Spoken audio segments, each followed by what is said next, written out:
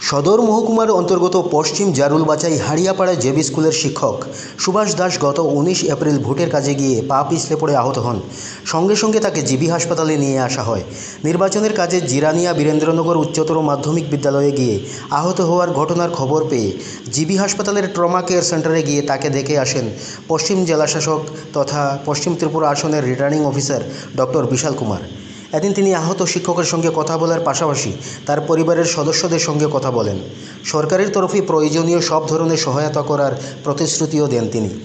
হাসপাতাল থেকে বেরিয়ে আসার সময় জেলাশাসক সংবাদ মাধ্যমকে জানান, আহত কর্মীকে দেখতে তিনি জিবি হাসপাতালে এসেছিলেন। সরকারের তরফে তাকে সব ধরনের সহায়তা করা হয়েছে।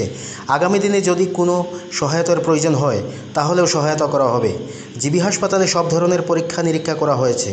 শারীরিক অবস্থার অনেক উন্নতি হয়েছে। তিনি ভালোভাবে কথাও বলতে পারছেন এবং খাবারও খেতে পারছেন।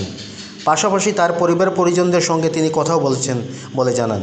জেলা প্রশাসনের তরফে সব ধরনের সহায়তা করা হবে বলে এদিন নিশ্চয়তা দিয়েছেন ডক্টর বিশাল कुमार। अभी हमारे एक एजुकेशन डिपार्टमेंट के कर्मचारी हैं श्री सुभाष दास जी,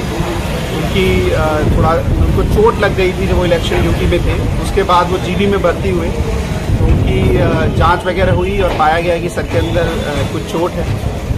उन्हीं को देखने आए थे हम। जो भी सहायता सरकार की तरफ से पॉसिबल है वो हमने प्रोवाइड करी है और भी उनके इलाज में जो भी ज़रूरत होगी, जिस तरह की भी रिक्वायरमेंट होगी वो की जाएगी। जीबी हॉस्पिटल के डॉक्टर्स ने भी अच्छे से उनकी सेवा करी है और अभी वो डिस्चार्ज के लिए तैयार है।